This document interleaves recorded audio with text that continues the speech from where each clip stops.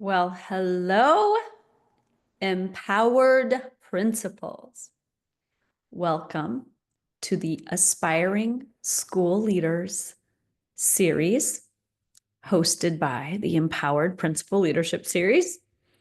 Welcome, welcome. I want to start out today by congratulating you for registering for this course, for attending live.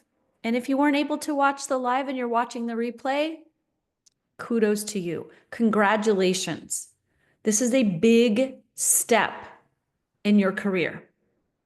Just by showing up to this series, by registering and by saying, I'm committing and I'm coming live, or I'm committing to watching the replay if I can't attend this live, I want you to see yourself in your empowerment right now and accept that you are accepting the invitation. You're accepting the invitation to step into your leadership identity. You're ready. You're here. You are inviting awareness, alignment, evolution, professional and personal development, and empowerment. You're saying, I'm ready. I want this. Let's go. And I'll tell you something. You are far ahead of the curve from many other aspiring leaders when you show up to be here. This conversation over the next 4 days is going to be a little different than you might anticipate. There will be conversations that other places aren't holding, right? It's more than just interview prep. It's personal prep. Okay. So congratulations for being here. Give yourselves a little pat on the back and really thank yourself for committing to this, for committing to be here.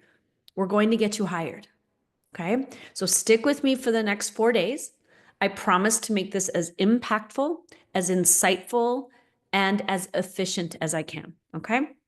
So if you're watching this and this is the first time you've ever worked with me, my name is Angela Kelly. I was an elementary teacher for 15 years. I was a reading specialist. I was an instructional coach. I was a site leader. I was a district administrator turned certified life and leadership coach for school leaders. This is my 8th school year in supporting site, district, and state leaders in navigating the demands of education. It's a big job. We all know this, right? Whether you're a teacher, whether you are a site administrator, you're an aspiring administrator, you want to aspire into district leadership, state leadership, it's a big job out there, folks. And we have to step into our leadership identity and into our empowerment. That's what I do. I help school leaders at all levels navigate the mental demands, the emotional demands, the physical demands, to live exceptional lives outside of school and to lead exceptional schools. I want you to create an exceptional legacy for yourself, and I want you to enjoy the ride.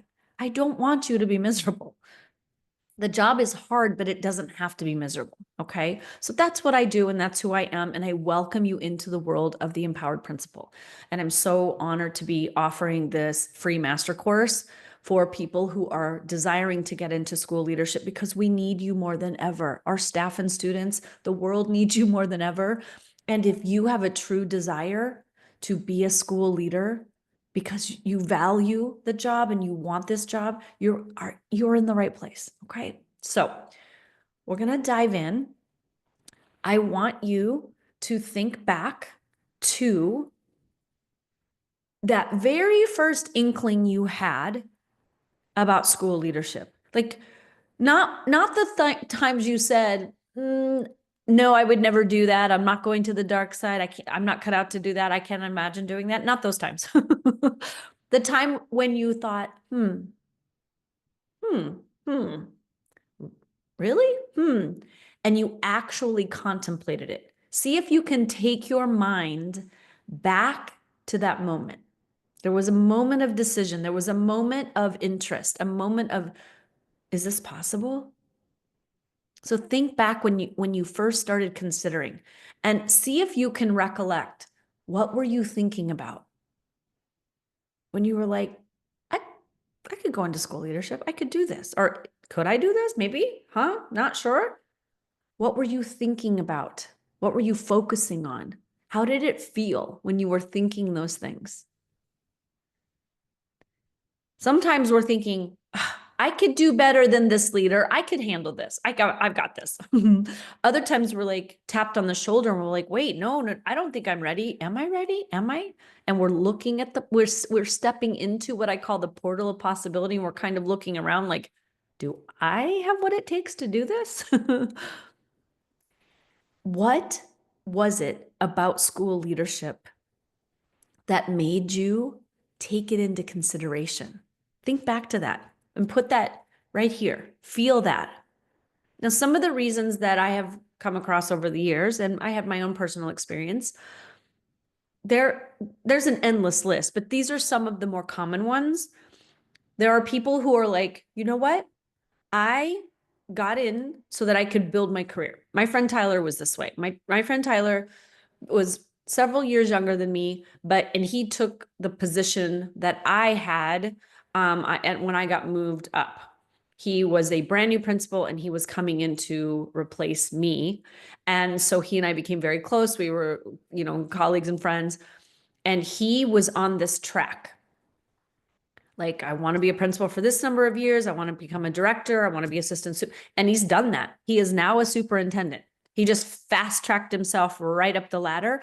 There are people with an intense desire to try a little bit of all the rides on the educational journey bus. So you might be a person who's like, I want to advance my career. I want a new challenge. I want to go up that ladder. I want to be the best I can be, and I want to experience as much as possible. Other people might be feeling like, I want to enjoy myself, right? I've enjoyed teaching and I've done it for 5, 7, 10, 15 years. And I could do it with my eyes closed. And while I love it, while I enjoy it, I want to feel alive again. I want to feel engaged again.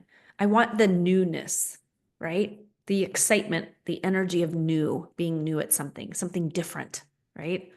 That's definitely me. I like to try new things all the time. Some people prefer, like, they want to make sure that they want to be intentional with their career.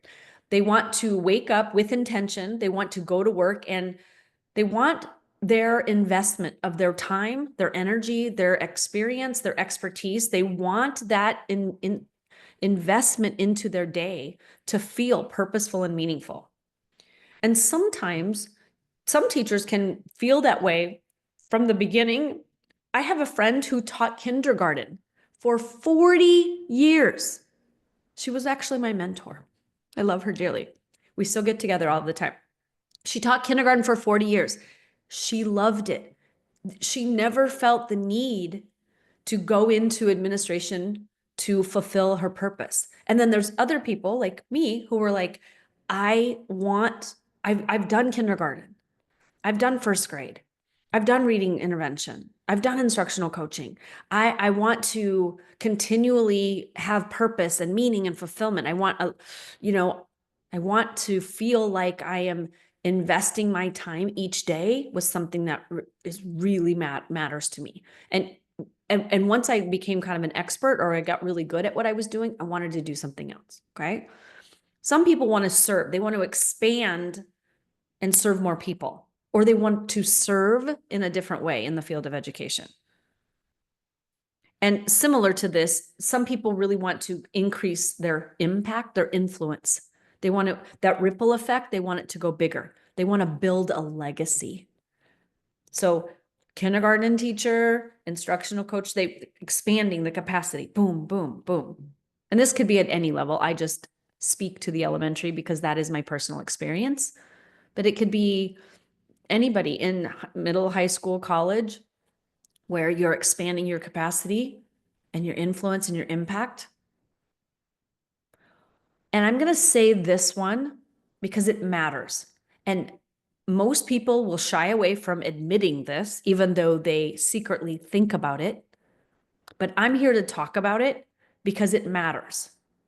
It particularly matters if you identify as a woman, if you are in a female body and you want to make more money, generate more income for yourself. As a woman, all of us want to generate more income for ourselves. But I want to talk about it directly with you right now, because whatever's driving you, whatever invited you into considering school leadership, that is energy. So for me, I'll share a personal story with you. I wasn't ever going to go into school leadership. I enjoyed teaching. I enjoyed, instructional coaching. I really enjoyed. I really did enjoy it. I enjoyed it all, right? I enjoyed the reading position when I was doing intervention, reading specialist. I loved it all. But I was tapped to go into school administration. And I was like, no, that's not going to happen. Sorry, I'm a kindergarten teacher. No one's going to take me seriously. Like, I'm a heart kind of girl. I'm a 5-year-old kind of girl. Like, thank you, but no thanks. But I did exhibit leadership in the capacity of teaching. I was the leader of my team. I went to district level committees. I was on all the site committees, the district committees. I would ask my principal, what can I do that's going to take something off your plate? Fill the Coke machine, I'm there. Clean the staff room, I'm done. Go in, do lunch duty, love it. Bus duty, you need support, I got you. I loved doing that stuff. Now, I was a single mom raising a little boy at the time. And around the time that my superintendent had tapped into me, I also had some underlying undercurrent fears around income, because my alimony was had a limit on it, the number of years, and that was coming up within like the next year or something. And it was on my mind. It wasn't weighing on me heavily. I knew I would be okay, but it made a difference. We lived in the Bay Area, one of the most expensive areas in the country. And I owned my own home and I was raising a little boy and I wanted to ensure a lifestyle for him. And it did cross my mind that if I did go into school leadership, I could make more money. Now, if the only reason you're going into school leadership is so that you can make more money, it's actually not a problem. If it's so compelling that it drives you. And this is why I'm asking you to look back and think about, how does it feel when you're thinking about school leadership, why you want to be in the position? And money is not a bad reason, because it's beautiful to make more income. I want to take a moment and really sell you on this. I could probably do an entire training on this, but just for now, hear me out, okay? It is not unflattering to want to maximize your earning potential. If that feels uncomfortable for you, sit with it. I want you to get comfortable with it. You want to make money.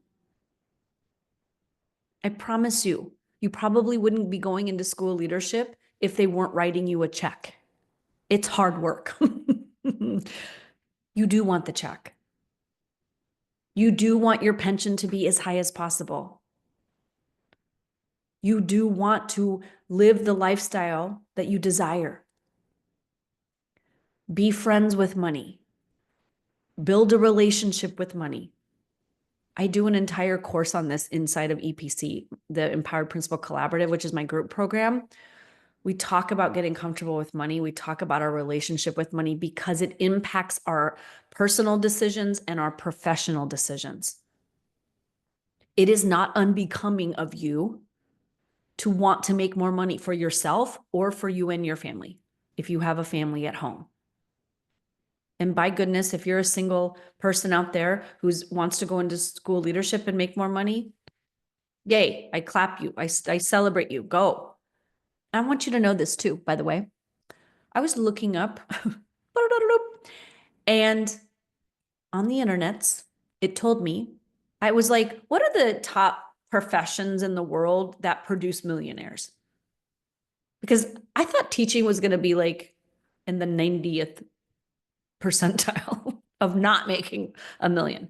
Do you know that of the top 5 professions who become millionaires, teaching, I believe it was number 3. It was, do you know Dave Ramsey? He has a research company called Ramsey Solutions. And they did a study and they found, it was like engineer, and there was other things in there that aren't as surprising, but teaching, because we have excellent pensions, because we tend to have, we might not make it, kind of like farming. Like, I came from Iowa, so like they would say like farmers live poor and die rich because all of their assets are in the land and in the machinery and in the homestead.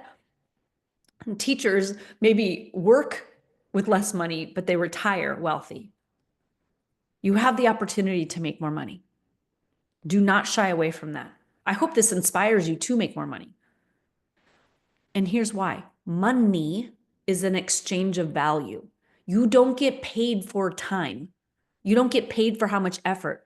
You can't go into work and sit down and do nothing for 8 hours, but get paid because you came to work for 8 hours. You don't get paid for your time. And you don't get paid for how hard you work. You get paid for the value, for the results you produce. So if you can get a ton of work done in 3 hours versus that same amount of work done in 7 hours, you do the math. Would you rather get it done in 3 or 7? This happens in school leadership. And I talk about this. Once you get into school leadership, your time management's going to feel like it went right out the window and that you don't know how to manage time. Come into EPC and we'll help you with that. But money is an exchange of value. And the more valuable you become as a leader, the more demand that you will be in. The best leaders are in highest demand, and they can demand the most money. They can make more money when they're good at their job, when they have leadership mastery. So the more valuable you are, and by the way, the more efficient you are. I love to help principals get super tight, get more done in less time, and have more time on their hands and they know what to do with. I have a client right now. She's like, I actually feel like something's gone wrong because I have so much time. I'm like, no, we've just developed really good systems and we've developed a really strong mindset around time. You have a beautiful relationship with time right now that gets more done in less time, so you have time to live. And you guys, you can literally double down and get twice as much done in half the time and feel like you have lived 2 lives. To be a leader and make the most money you can and still have time outside and have a beautiful life. It's the grand slam of living as an educator. So let's get to it, okay? The reason I want you to ground yourself in the how it feels and the why is because, and people will say, well, what's your why? I don't mean that. I mean, like, really, what's the why? The feeling. What's the feeling associated with the desire to go into leadership? Is it about impact? Is it about building up your career? Is it about legacy? Is it about contribution? Is it about the money? Is it about all of it? Is it about wanting, being energized and curious and new and learning and growing, continuous learning as a leader, as a learner? Whatever emotion has got you fired up, that emotion is the fuel. I always think of our emotions like a fuel into a gas tank. We're going on a road trip, the school leader road trip, and that emotion that you're putting into the tank, whether it's fueled by whatever emotion, excitement, curiosity, expansion, all of those feel-good feels that give you momentum, that's what drives your evolution. The desire for expansion and growth and potential, it's the fuel that is required in school leadership. You cannot go into school leadership and just think, oh, it's going to be so much easier because now I don't have a classroom in front of me. I don't have to perform and be on stage 24/7 and sit in my office and then figure it all out. Not most people are not doing that, but some people want to. They think it's going to be easier.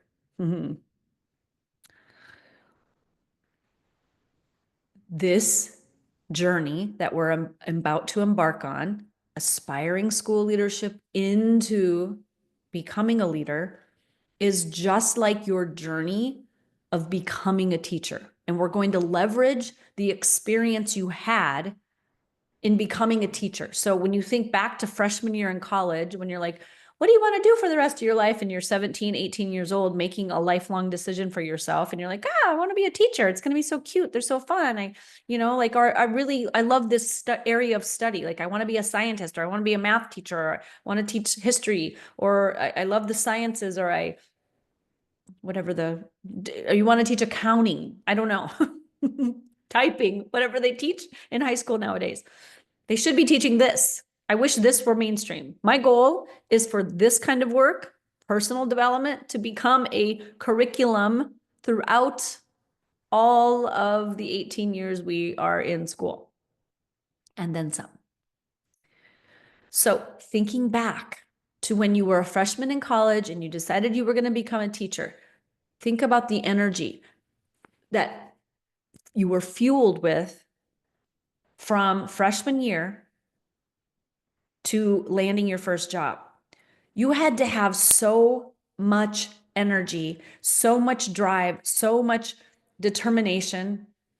There was a vision. Freshman year, and maybe even before that, maybe in high school, you knew you wanted to be a teacher. I declared in the 3rd grade to my father, I'm going to become a teacher and move to California.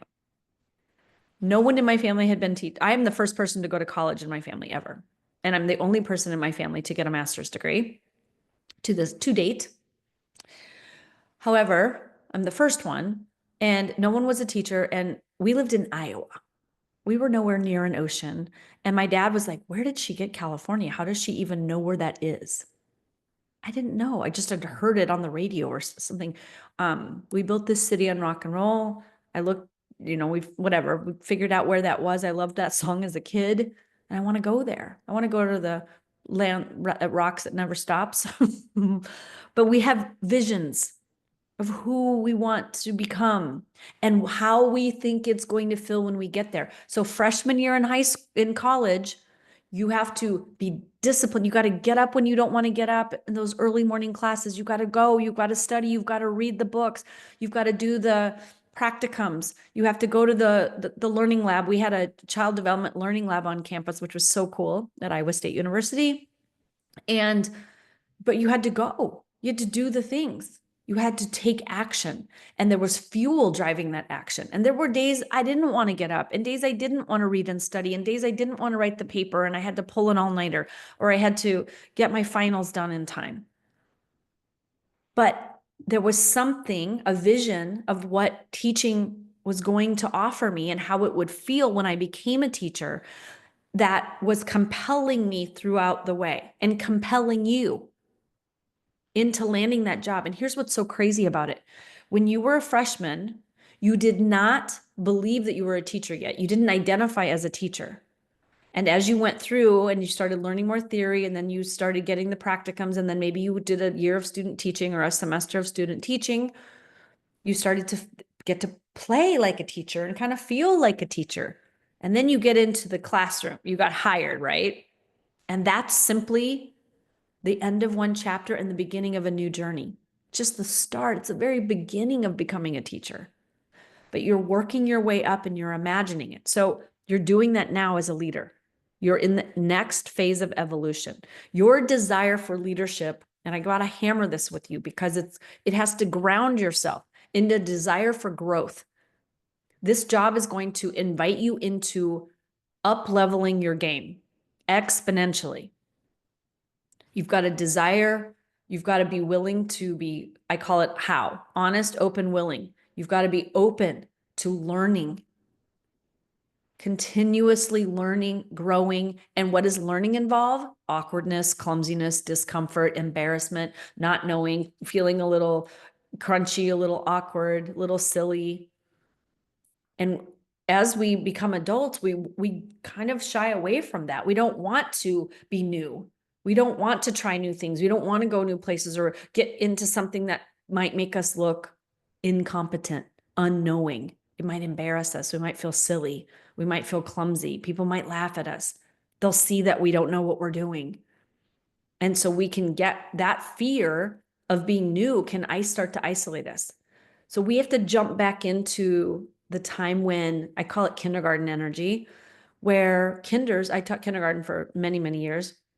Kinders would burst through the door, like 19 out of 20 of them. There's usually one that's super afraid, but they would come in and they would just want, what's this? What's that? Touch this, touch that. What does this do?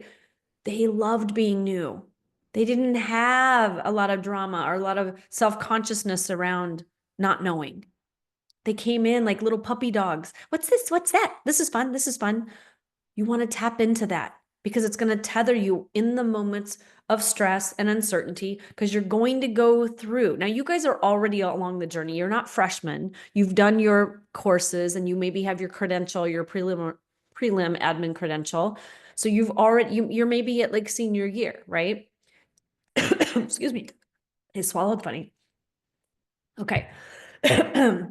So you've been through the coursework, you've jumped the hoops, but we've got to get over the finish line, which is landing the job. And now we have a little mini race we have to run, which is where you're at right now to where you want to be landing the job. We got to go through the interview process. Okay. Oh my goodness. Excuse me. So becoming a leader, and I'm going to say something else that will sound a little uncomfortable. When I ask most people, why do you want to get into school leadership? They'll say, for the children. They'll say, I want to help. They'll say, for the greater good, for the contribution, for the world. Yes, you can do it for the greater good. You can do it for them, for the children. Oh my word, sorry. You can do it for the children. You can do it for your staff and your students and the families, but you also have to do it for you. Your work as a leader, your desire to be a leader, there has to be something in it for you. Something that fuels your desires, your strengths, taps into your talents, taps into your brilliance. People have said in school leadership that we need to be servant leaders. The problem I have with servant leadership is that true servant, there's nothing in it for them. It's all about the people they are serving. There's nothing in it for them. That lacks fulfillment. That lacks desire. That lacks empowerment. I don't want you to tell yourself you need to be a servant leader. I want it to be a grand slam. I want it to be a triple win. You have to have something compelling. It has to be a calling to tether you because there's going to be some storms. There are going to be some rough days, some hard days, and leadership's going to feel hard. You're going to go, why am I doing this? Is this worth it? But your desires tether you in the storm, your values, the why you got into this. And I mean the emotions that fuel you, that resonate with you. Because I'll tell you this, you can do anything. There are millions of people on the planet work jobs their entire lives that they hate. But they get up every day and they go. Why? Something compels them. The paycheck, feeding the family, they don't know what else to do, or they don't know what to do, or they don't feel like they have access to anything, or the opportunity isn't there, or they don't have the drive. I just want you to consider how lucky we are. How lucky we are to have choice. So do this job because it's a choice, because it's a calling, because it's fulfilling for you. It doesn't mean that every day will be easy. It doesn't mean that you're going to love all the parts of the job. And look, you can be a school leader and hate it. There are people out there doing it. Trust me. It's much easier to be a school leader when you love it, when you find purpose and meaning into it, something that's deeper than just, I'm doing it for the kids. I'm being a servant leader. Okay. This first day is about the energetics of leadership. And when I say energetics, what I mean is emotions. We don't talk a lot about emotions in getting hired. We don't talk about how they impact getting hired, but they impact everything. And I'm going to teach you over the next 4 days why they're so important. But I want you to know this: emotional energy matters. It is the fuel, it's the driving force. The reason you're going into school leadership is because of the way you think it'll make you feel, or the way you want to feel. When you go into an interview, when you want to get hired, there is an energy that when you enter, you know what I'm talking about. You go into an interview room, and if there's a panel of 10, that is a different energy because you've got 10 people's energy versus you've got maybe a panel of 2 or 3 people, or maybe you have just a one-on-one. Different energy. Your energy matters. Your energy walking into that interview matters. And this is where you're going to think about, where is your emotional energy? Like, on what scale? I like to think of it like a volume, right? What volume are we on here? Or what wave are we on the radio? What channel are we on? How do you feel about yourself? How do you feel about your ability to lead? How do you feel about the people that you're going to lead? How do you feel about your level of influence and impact? Do you see yourself as an influential person? Do you imagine yourself having impact? Or are you just little old me? It's going to matter in your interview. How do you feel about your vision for your own career, for the impact you want to create at a school, for the legacy you want to leave behind that you're creating? Look, you're creating a legacy whether you are intentional about it or not. So I invite you to come and be intentional with me. How do you feel about your capacity to handle leadership? This was a big one for me. Do I have what it takes? I feel like I can barely handle a kindergarten classroom. How am I going to handle an entire school campus? I had to expand my capacity to believe in myself that I could handle school leadership. So you have a vision of school leadership. And I'm going to be the first one to break it to you. There is the expectation of what it will look and feel like, and then there is the reality. I know that you know there are going to be hard times. Teaching has hard times, right? But if you think back to what you were thinking about in college and how you envisioned teaching to be, it was going to be really fun. You were going to make your room so beautiful. You were going to have these beautiful connections with kids. You were going to get in there and differentiate. You were going to bring in all this cool realia. We're going to do kinesthetic learning, PBL, right? And then the reality hit. And it doesn't feel exactly how we thought. It doesn't look exactly how we thought. We're a little bit of a mess. We can't quite figure all the components out here. There's going to be a gap in what you think the school leadership experience will be and the reality of it. And I know you know that.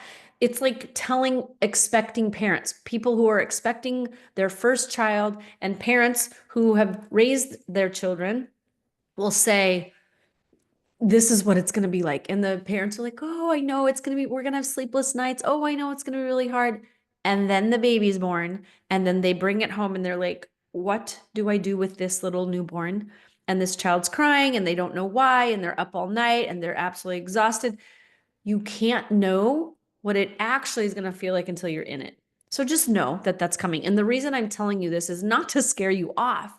It's just to prepare your brain in advance, because your brain's going to get very confused. It's going to think that it's going to feel good, and then it's going to feel totally out of alignment when things are out of alignment. But you can just remind yourself, oh, this is the part where I knew it was going to be hard, but I'm in it and it's hard. It feels hard. I'm tired. I don't get this. I'm very confused. I am so overwhelmed. I am in the doubt spiral. I'm in ultimate fatigue, mentally, emotionally, physically, psychologically. My leadership capacity has been tapped out for the day. Thank you.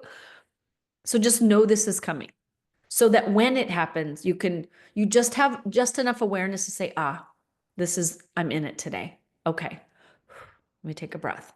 All that's happening is that school leadership doesn't feel good all the time. That's it. Nothing's gone wrong. You're doing okay. What we tend to do, like when we were in college, we romanticized teaching. When we're aspiring to be a school leader, we romanticize the leadership position. And this is what I have found to be true in my life, no matter what, personally and professionally. Their future is not better than here. There is not better than here. When I was in college, I had awesome days and I had hard days. When I was a teacher, I had awesome days and I had hard days. When I was in school leadership, I had awesome days and hard days, just different, but it's still 50-50. There are still things that are better and then things that feel different, worse. So you're not going to all of a sudden magically get that job and all of your troubles melt away. In fact, new ones knock on the door. That's okay. You can handle it. How do we know? You got through teaching. You're a teacher. Or maybe you're a coach, or maybe you were an AP that was let go. I invited people who are looking for jobs. Maybe they're not even their first leadership, but they're in here, and maybe your heart is hurting and your ego's a little bruised and you got let go and you think, oh my gosh, I'm doubting myself. Maybe I don't have what it takes. No, it's just, we didn't get the right fit yet. We're going to get there. Not to worry, but your experience will be 50-50 no matter what. So some people will say to me at this point, well, then why, if it's gonna feel 50-50 no matter what I do, why do something new and different? Why put myself out there? Why be vulnerable? Why put all that effort and energy into it? Answer the question, why? It goes back to what we talked about in the beginning. We are wired as humans for growth and evolution, curiosity, enthusiasm, intrigue, mystery. We like things to be new and different. We're adventurous by nature. Thank goodness, right? All the settlers that desired for adventure and desired to explore the unknown and to get into a boat, a ship, and cross a world they didn't know where it was going to lead them to when they thought the world was flat and they were going to fall off the edge of the earth. Can you imagine? Adventure. It's fun. And here's the best part. In this scenario, your life is not in danger. Well, I shouldn't say that actually, but school leadership in and of itself is not life or death. It can feel like it at times. And sadly, our campuses can become a life or death situation, but not on the daily, hopefully. But we are out there to learn, to grow, to expand. And in this case, the worst thing that happens is you hate school leadership. You could always go back to teaching. You have a safety net. Like the pioneers maybe didn't have a safety net. They couldn't, it wasn't too easy to like turn the boat around and just go back to Europe if they were like, I'm kind of seasick here. I don't really like this plan. They couldn't really do that. They had to go forth. We have the option. So you have a safety net, know that. But why do you want to do something different? So you don't become stagnant. You're wired to grow. And like I said, my friend who was a 40-year, it wasn't that she was stagnant. She was always innovating, trying new things. She just did it within her bubble of kindergarten. You can be innovative and be in the same position. But if you're here, your innovation, your exploration, your adventure, your expansion is stepping into school leadership. So we want to embrace being new, like the little kinders. When we're little, we embrace all the things. We want to figure it out. We were compelled. I watched my friend, my girlfriend Jessica has a toddler. He's 2.5 now. gosh, he's going to be 3 pretty soon. That's crazy. But he explores everything. He wants to touch everything. He wants to figure it out. You know, and I saw him when he was an infant. He wanted to learn how to walk. It was exciting. He was just so compelled. It was something inside of him that he wasn't worried if he fell down. He wasn't embarrassed if he fell down. He just got back up. Or if he bumped hard and he cried, we loved on him and then he got back up. There was such a quick turnaround time. And I see him working with his little puzzles and all of his little, toddler appropriate toys. And he would get frustrated at first. And then one day I bought him this puzzle and it had shapes. And one shape had 1 hole and another shape had 2 holes. It was a Montessori toy that mom had picked out for him for birthday, Christmas, something. And I would sit with him. And in the beginning, he just played with the pieces in the beginning. And then he would put them on whatever peg he could get them on. And then one day, he was just able to do it. And then that toy was no longer interesting and he went off to another toy. He had grown. He had mastered that toy and he was off to the next adventure. It's compelling to learn, to know, and be new. You want to do that in leadership. And I promise you, school leadership is always going to give you an opportunity to learn something new and grow. I have a friend, she was a colleague of mine, Dr. Kratz, and she had been a principal for 19 years. And I said to her, I was like in my, 3rd year maybe. And I said, Dr. Kratz, when does this job get easier? And she laughed. She goes, honey, I've been doing this job 20 years. It never gets easier, but it's always an adventure. And I was like, I'm in, let's go. So we want to embrace the new. We want to embrace learning new things with the enthusiasm of a child, but with the patience of a mature adult. We don't want to avoid and get frustrated and lash out at people. We need to be in emotional regulation and in emotional maturity. Be patient with yourself. This job is huge. This job is new. There will always be something that you don't know how to do. It's okay. It's okay. Come into EPC. We've got you covered, right? So I want you just to get comfortable with being new. Embrace it. I used to say, hey guys, my first year here. I have no idea, but I'll figure it out. I'm happy to be here. They called me Little Miss Sunshine. They're like, you're the happiest principal we've ever met. And I'm like, I know. It's almost bliss in your first year. And I'll teach you I'm going to teach a class on once you get hired, how to be new. There's a whole way how to be new. And it's this energy that I'm talking about here. Okay. So doubt is going to be inevitable. But as adults, we freak out. If we don't get something right the first time or learn it right away, we feel like, oh my gosh, we've done something wrong, or we're not cut out for it. We're not capable. This isn't the right fit. Maybe the school's not the right fit. Maybe I need to go back to teaching, or I need to try a new school. We are so quick. We're so impatient when it comes to allowing ourselves to be new. Give yourself the space and grace to be a learner. Be a role model as a learner for your staff, for your students. Your brain is going to tell you something's wrong. And if you are going out and getting interviews and you're not landing a job, there might be people on here today where you've been to 5 interviews, 7 interviews, 10 interviews. I had a client that I coached her 20 interviews before she landed her job. She was a one-on-one client of mine. I coached her through her first years of school leadership. She was with me for 4 or 5 years, decided she wanted to try a new experience. We created a vision for what she wanted. She wrote very specifically, like the pay she wanted, the position she wanted in the school district she wanted. And it took us 20 tries and we got it. Don't give up. Your yes, to get the yes, it's on a pile of no's. You're going to have to get rejection. We're going to talk all about how to handle rejection, okay? But don't think that if you go to one interview and you didn't get it, that life is over. Resilience, it's okay. I'm one more no closer to a yes. Tell yourself that. Discomfort is not the signal that something's gone wrong. Discomfort means I'm on track. I'm on the evolution train and I'm growing and I'm expanding and I'm learning and I'm developing as an adult and as a professional. This is just the awkward kind of sticky part. It's uncomfortable. It was hard to be a new teacher, but you had to show up every day.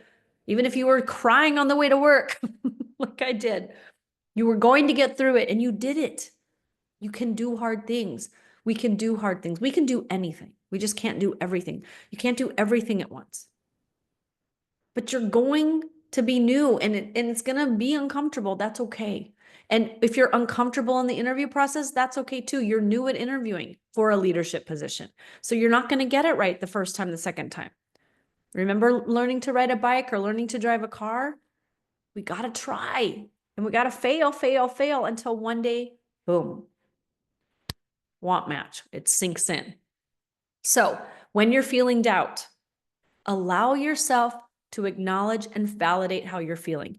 You're going to prepare and then doubt's going to come in. Oh, I don't know if I'm qualified for this job, or I've already had 3 no's, or people have been ghosting me, and you'll feel a little energy of doubt. So think about yourself as the car, and the fuel you're putting into the car right before you go to the interview is doubt. What is the energy going into the interview going to feel like? Womp, womp. Poor me. I'm not good enough. I'm not capable enough. When you get a no or you're in doubt, say, hey, to yourself, not in the interview. But when you're at home and you're feeling like, ugh, I am feeling some doubt right now. I'm a little unsure about myself, and that's okay. Just acknowledge it. Don't fake it. Don't pretend. What else can I feel? Feel the doubt. What am I doubting? Why do I feel so doubtful right now? What am I worried about? What's the anxiety? List it out. What? Because I'm thinking I'm not good enough. I'm thinking. And it's called a brain drain. You just write out all the thoughts. This is what I'm feeling and this is why. This is what I'm feeling and this is why. And then let yourself feel it. Feel the doubt. Feel incompetent. Feel insufficient. Feel it. Don't run around it. I promise you, the emotion won't go anywhere until you acknowledge it. Once I learned to do this, it's like, oh gosh, I'm feeling all this stress. Okay, you know what? We're going to lean in. We're going to bring the stress in. We're going to invite it in. We're going to give it a little hug and we're going to feel it. We're going to let it just vibrate in our bodies. And then I'm going to ask it, what's up? Why are you here? What's going on? Let yourself have a good cry. Let yourself take a nap, get some rest, process it out, scream in a pillow, take a walk, do something energetically that allows the doubt to flow through you. And I also teach let me try that again. I also teach within EPC a course on emotional regulation. That can help you too. So overwhelm is going to happen. So you're going to feel doubt. There are emotional blocks that we have that hold us back. Doubt is one of them. If we're doubting ourselves, we're going to hold ourselves back in an interview. We're not going to speak very highly of ourselves. If we think we're incompetent, what are we going to express? The energy that comes out in that interview, incompetency. Not exactly the energy that lands you the job, okay? Overwhelm is going to happen. You're going to be overwhelmed.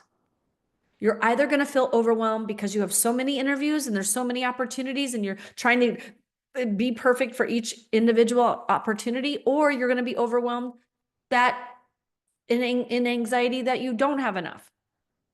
And then when you get in the job, you're definitely going to be overwhelmed. There's literally too much to do, always. And we'll talk about this on day 3, when we talk about preparing for the interview, but you can over prepare. And that energy is just as much of a roadblock as under preparing. We want to find the sweet spot. Not too much, not too little, just right. Okay. But the sooner that you realize overwhelm is an emotion that we feel when our brain is on psycho mode, like spin mode. It's on, like, what's the word I want? Like a supersonic. It's just going really, really, really fast. And it's playing like at 10x speed. Overwhelm, the solution to that, when you're too busy and there's so much to do and you're thinking about all these things and you're trying to get the job and you're really graspy, that kind of energy, you want to be careful. because it can feel productive to do more, to do more, to do more, to prepare more.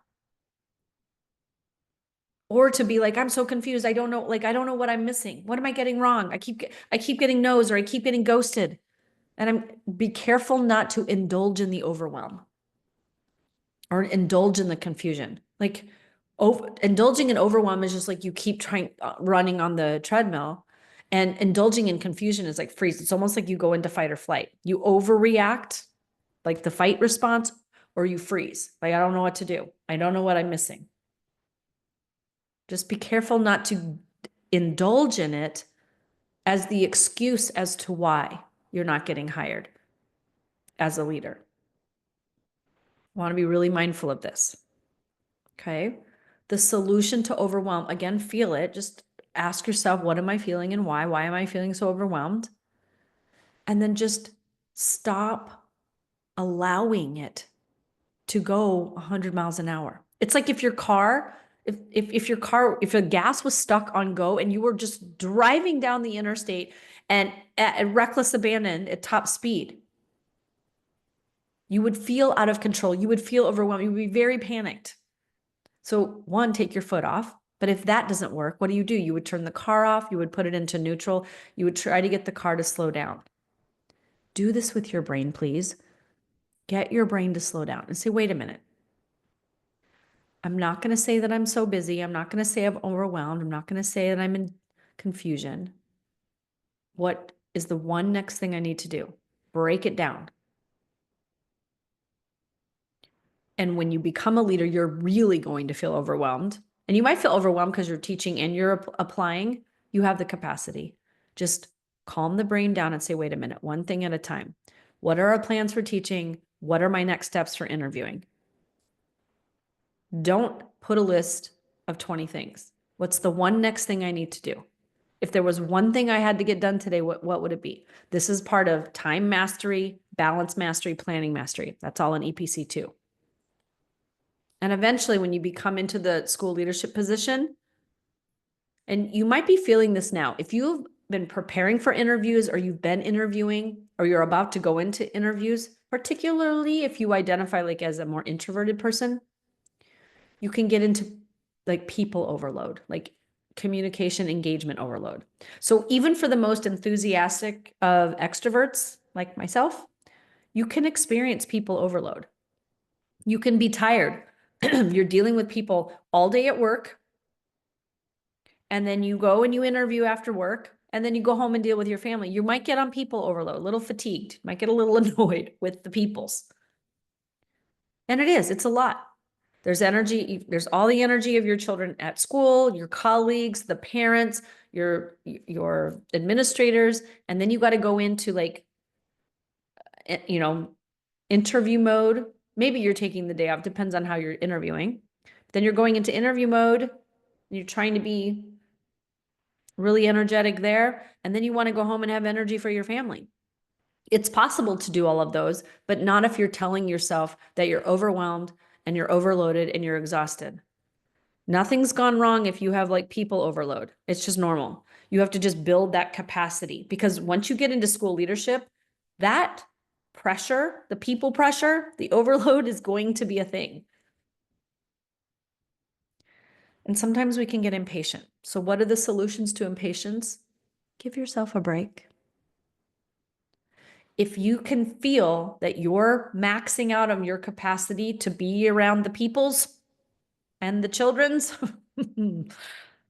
take a day, take time off to interview. Give yourself some space, or interview, when on the weekends, or, like find a way to make it work for you. Give yourself permission to take the break. Take a day off and get some rest, or prep for your interview, or take a half day if you're going to go to an afternoon interview. Give yourself a little bit of time around that. It's okay. Give yourself permission to close your bedroom door, to come home and be like, we're ordering a pizza, putting on a Disney, and I'm going to go to my room and just put on a face mask, relax, and get into the energy of empowerment and get myself some rest. because I'm a tired mama and I'm a tired teacher and I'm going to be a tired leader here pretty soon. Okay? Allow yourself permission. Expand your permission. This is something I see adult women doing all the time. Doing everything and not giving themselves permission to have boundaries. Permission to have space. Permission to not be serving all the people. And we teach this in EPC, relationship mastery and communication mastery. So when you're interviewing, the energy that you're interviewing matters. The energetics of leadership matter. I want you to think about when you go into an interview, if you've had a stressful day or you got there late and you're all discombobulated, the energy that fuels that interview versus you got there early, you've checked, you've read your things, you're feeling calm, you're feeling prepared, you're feeling centered. That energy. Feeling panicked about or being afraid of what questions they're going to ask you and you don't think you're going to know how to answer them, and then getting in there and like spinning out versus trusting that you'll be able to answer whatever comes their way. And if there is a question that you're not really sure about, you'll do your best. You'll acknowledge what you do know. You'll be honest about it. And you'll say, but I'm here to learn. I'm here to grow. I don't know everything about school leadership, and I'm willing to learn it. And you just move on. Right? So there's going to be some weight on your shoulders when you're transitioning from aspiring to be a leader and being a leader. And the more often you can acknowledge, there's going to be a weight of like insufficiency and incompetency. And it's just true. You can't be sufficient at a job you've never done before. You can't be competent at a job you've never done before. You're going to have waves, emotional waves of like insufficiency. I don't know the answer to that question, or I don't know that I can handle this. They're asking me all these questions and scenarios and I'm not really sure what I would do. But the more aware you become of all that you could be doing as a leader, it's natural. Like when you start to learn about this job, you're like, whoa, this is way bigger than I thought. Of course, you're going to feel insufficient. That's okay. And you're not going to know how to handle it. You're not going to have answers to every single question. Sometimes they ask really weird questions, or sometimes they don't ask you enough questions. You're like, hey, sometimes they give you the opportunity to ask follow-up questions or for you to ask questions of them. And sometimes they don't. Don't be thrown off by all the differences in the interview land. Just go in with your energy and stay grounded. Be in your stability energy, empowerment energy, trusting energy of yourself. I trust I'm going to get through this interview. I trust I'm going to land a job. And I trust that I'm going to figure it out. If I don't know the answer, I do trust that I will figure it out. Okay? So the solution to any kind of insufficiency that you might feel during the prep process, the interview process, when you get the no's, any of this, you're not going to be perfect at everything. You can't do everything. You can't go in and say, I'm going to fix all the things at this school if I become the leader, but you can fix anything. You can do anything. So focus on one thing at a time. Here's the one thing I would do. And here's why. This is where you're expanding your leadership identity and you're doing capacity work. This is what the leadership mastery component is all about. And this leadership energetics we're talking about tonight, it's the balance of doing the tasks, what I call masculine energy. It's the task list, the taskmaster, this get it done kind of energy, go, go, go, do, plan, plan, plan, all of that. There's actions that you have to take, and then there's being. And you go in the interview, you're going to be in empowerment energy, in confidence energy, in trusting energy. There is a difference between that doing energy, feels very hyper, and this like grounded, centered, balanced, knowing energy, being energy. You're going to be the leader who gets hired. You're going to be the candidate that knocks it out of the park. Okay? Energetics. Think about that. Be grounded in your desires, why you want this personally for you. There has to be a personal reason.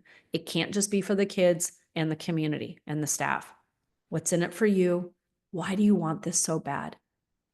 And let's go make some money. Okay? I want you making money. I want you loving your job. And I want you to feel empowered. Even when you're new, you can feel empowered. Okay? So, energetics today. Tomorrow, we're going to dive into your identity and deepening your courage to step into a leadership identity even before you're a leader. Imagine walking into an interview and already being in the identity of a leader. So tonight, be thinking about that. Be thinking about your energetics, be thinking about your identity. And I will see you all tomorrow. Have the most amazing night. Tomorrow, 4 o'clock, I will see you. Have a great night. Talk to you tomorrow. Bye.